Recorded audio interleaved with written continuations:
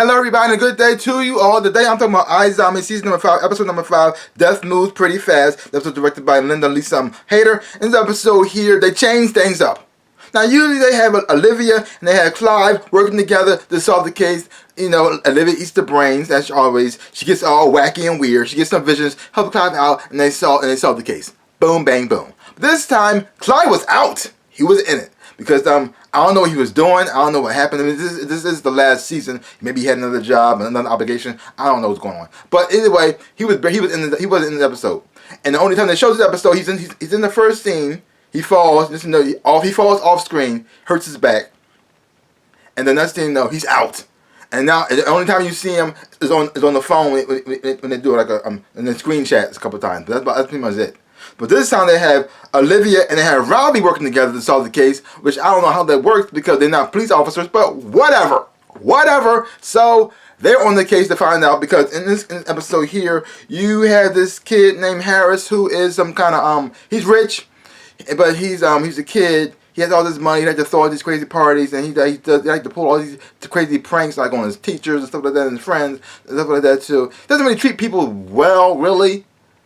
Except for his girlfriend. But other than that, he's just a kid. He's just a kid who got a whole lot of money and not a free time.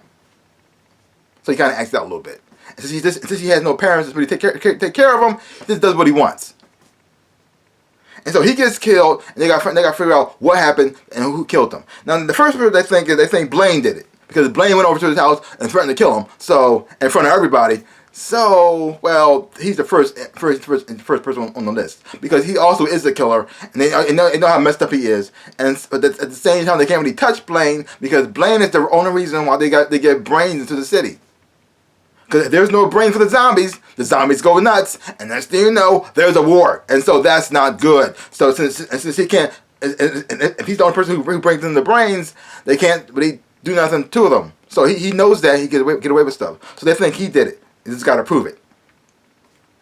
And while they're investigating Blaine, they also got Blaine also talking to the reporter named Al Bronson, and she's interviewing him, trying to get information about him because she also knows that he's the killer and all this stuff about him, and she's trying to get all the facts she needs to prove it so she can print it and expose it to the world, which is not good because like I said before, if they arrest Blaine. No more brains coming in. Zombies get hungry. Well, bad for the humans. And since they're locked in this city, no one can leave, no one can go out. Well, that's going to be a bloodbath. And the tensions is already high in the city between zombies and humans. Humans already want to start a war, and then you have what's going on with Major and his right hand man Enzo, whose accent is so horrible. Oh my God. I don't know if he's actually French in real life or not. I don't know about that. But the accent he does on this show is so cartoony and so over the top. Please stop talking. Sometimes you barely understand what he's saying. I'm just like, wow, it's horrible. It's really bad. But Major is trying to find a way for humans and zombies to live together. But you got Enzo on the other hand. He wants to start a war. He wants to start a fight between the humans. And every time he suggests an idea for this, Major says, no, that's messed up because it will start a panic and we don't need that kind of mess right now, okay? And so when Major eats some brain that's not good, a couple of zombies eat some brain that has been poisoned by somebody who is senile, they start having senile problems, right?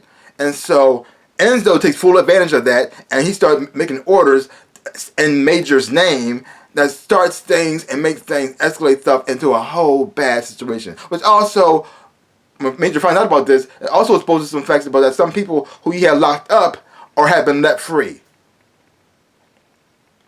It looks like that's going to be terrible. Overall, this actually was a pretty good episode. I did enjoy it. It was fine. And but the thing is, the interesting part about this, though, how they didn't have the two main guys not in it. I mean, the main person other than Liv not in it. They took him out off the bat. He was gone.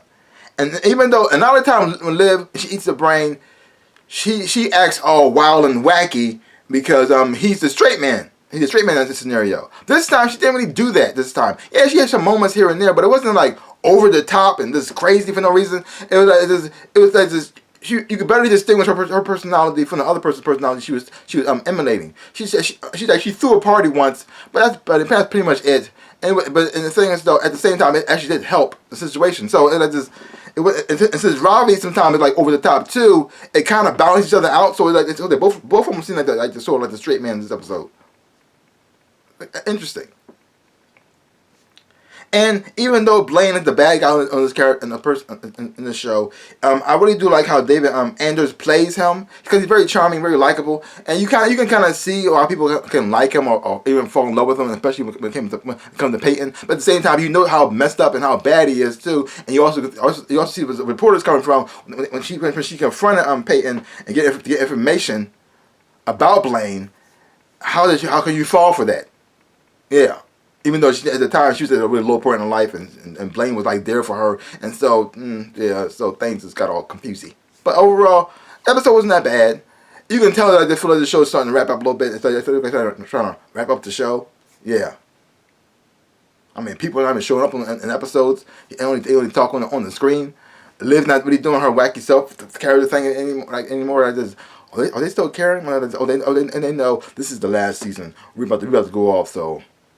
Here you go. I mean, it wasn't bad. They felt like they phoned it in. It just felt that the tone just felt a little different. It felt a little different. Other than that, the show was fun to watch. I did enjoy it.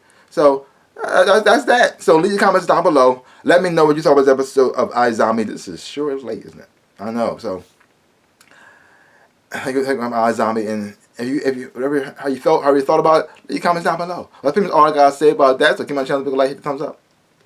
And subscribe to my channel and share. I really would appreciate it, like I always say. In my dreams and my life, I am the NinjaRabbit. Peace out, peoples.